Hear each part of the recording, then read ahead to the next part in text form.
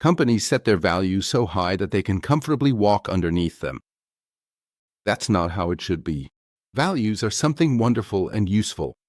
Values make all the difference. In my podcast, I'll show you the best way to approach values. Value Impulses, the podcast with Dr. Ulrich Vogel.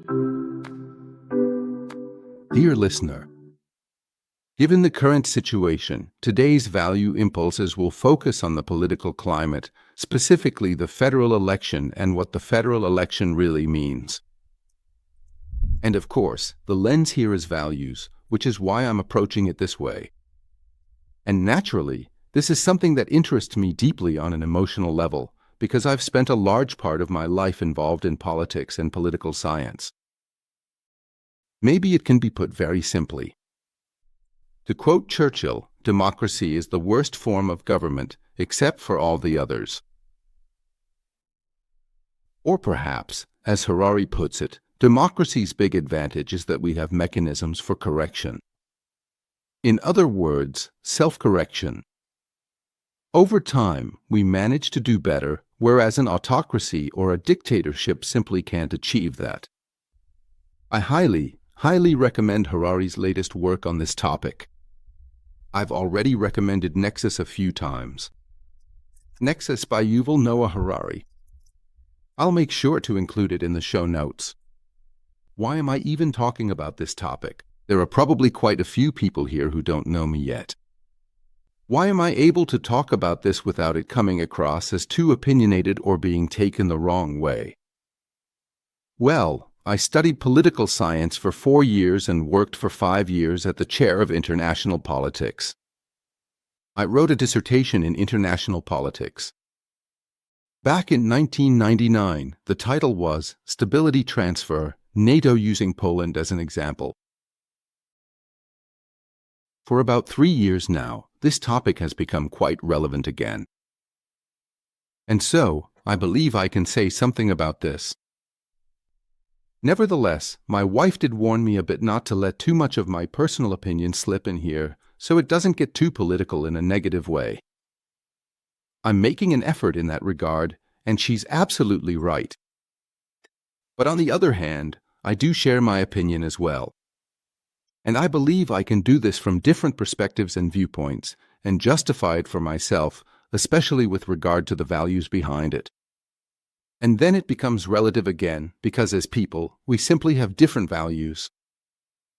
And that's why I'll start right away with the value impulses, with the values I've chosen for this episode. So, what the federal election really means through the lens of values. And I've identified 3 pairs of values. First, security and freedom.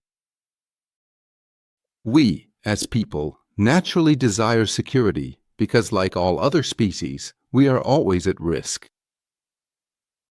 But we also wish for freedom, the opportunity to develop ourselves. And anyone familiar with Hartman's value dimensions will immediately notice that this is something systemic. Security or freedom. Is it present or not present in the system? That's basically the brain factor, the rational side.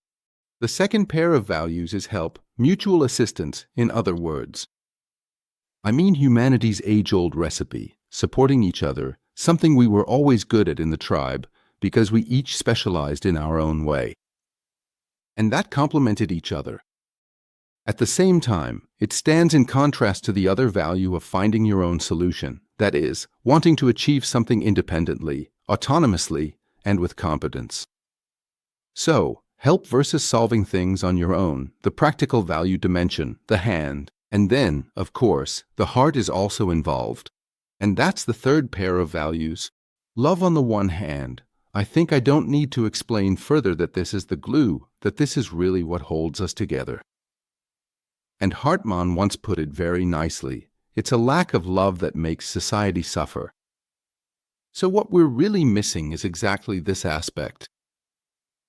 But I contrast that with responsibility, because love and responsibility simply can't be separated.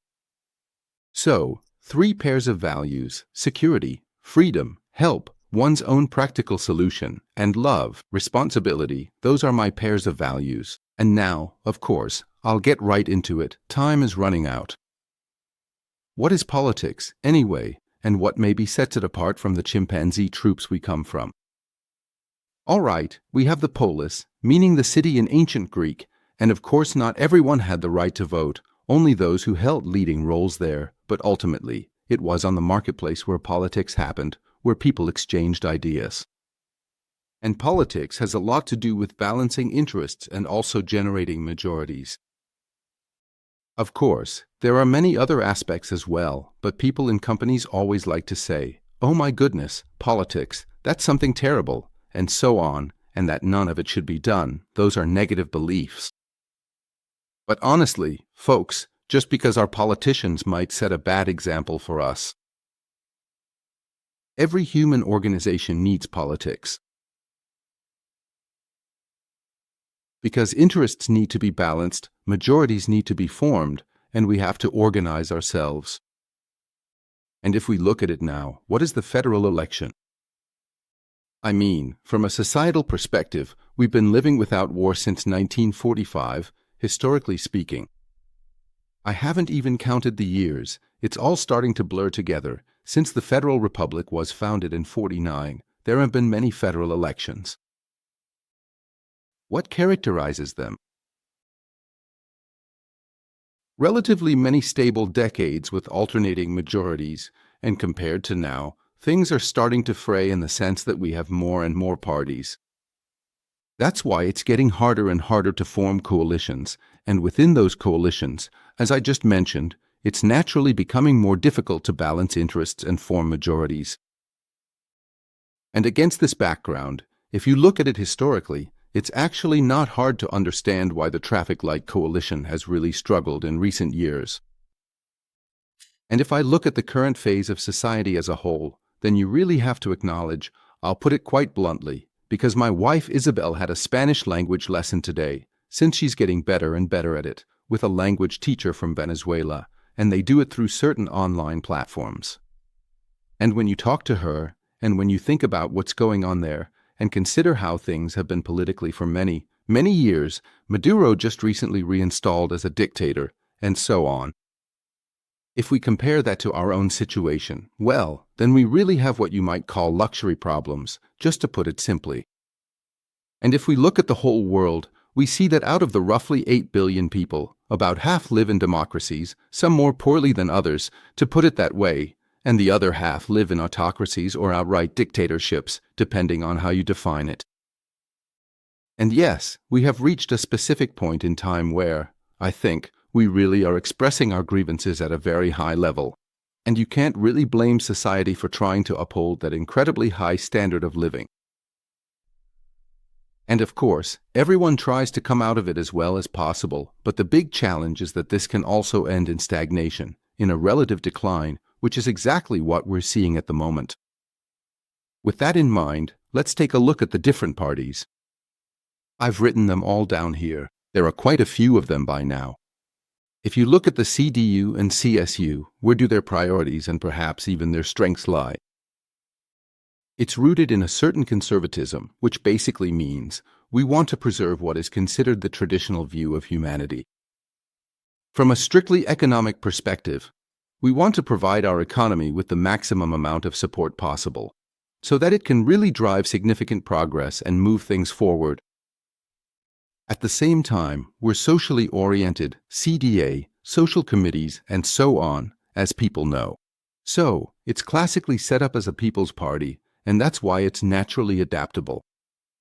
If you look at Mrs. Merkel and how she shaped this over years, even decades, and how things have maybe shifted now with Linneman and Merz, it's like a tanker that just keeps moving along the center-right, and just keeps going.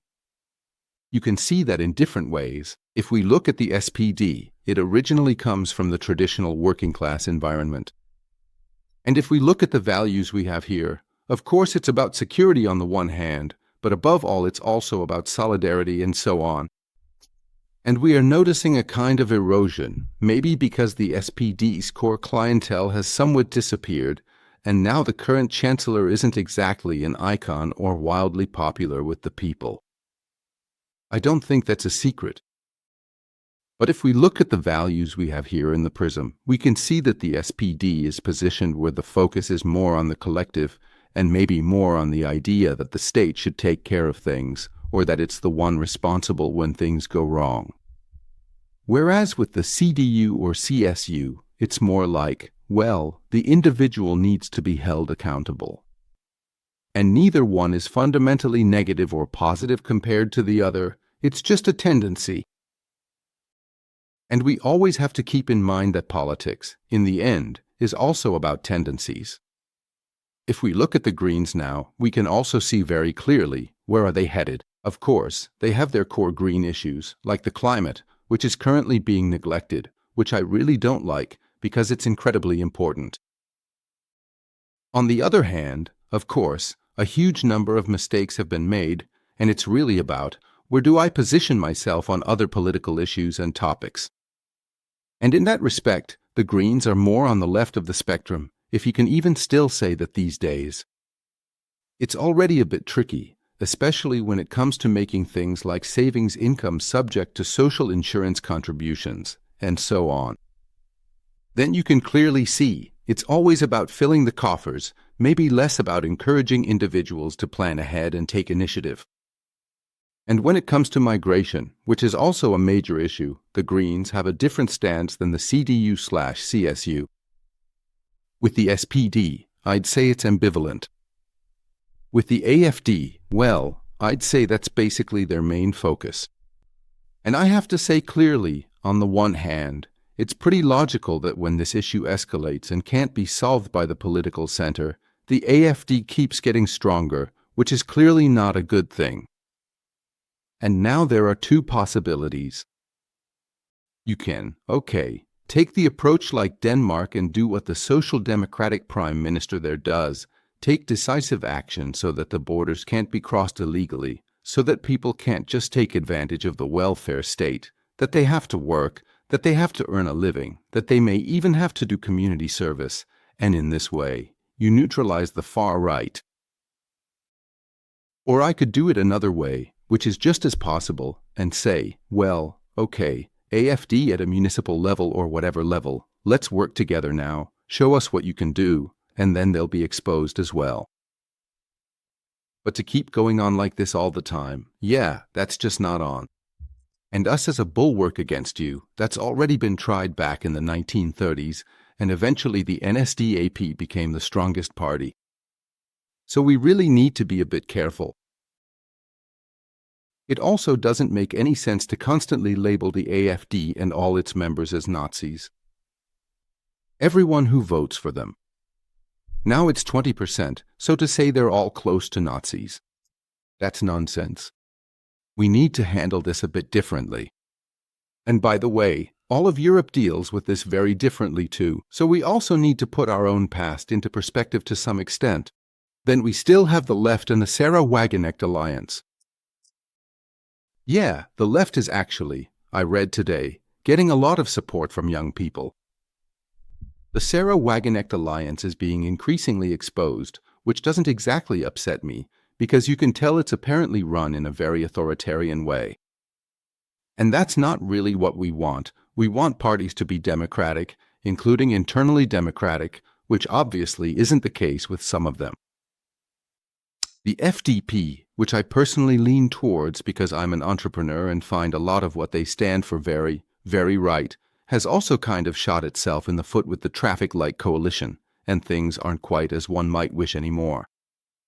But it's a colorful spectrum. And then, as I read, we have 12%, I think, of young people supporting other parties, and across all population groups, that's 8%. There are parties in there like Volt, for those who don't know it yet, is quite interesting, very strong on the environmental side, but also on the New Democratic side, and of course, there are parties like the Free Voters. But this fragmentation of the spectrum, of course, leads us into a weakness of democracy. And here, of course, you have to ask, hey folks, why can't we manage to unite around a few less and clearer positions, instead of thinking we need so many? Do we really need 35 parties, each representing some particular interest? That way, we never get anything done. So, back to the point, Time is running out regarding the importance of the federal election, especially in light of the values I've chosen here: security, freedom, help, being able and allowed to find mutual and individual solutions to move forward and prosper, and of course, mutual love and the responsibility we take for each other.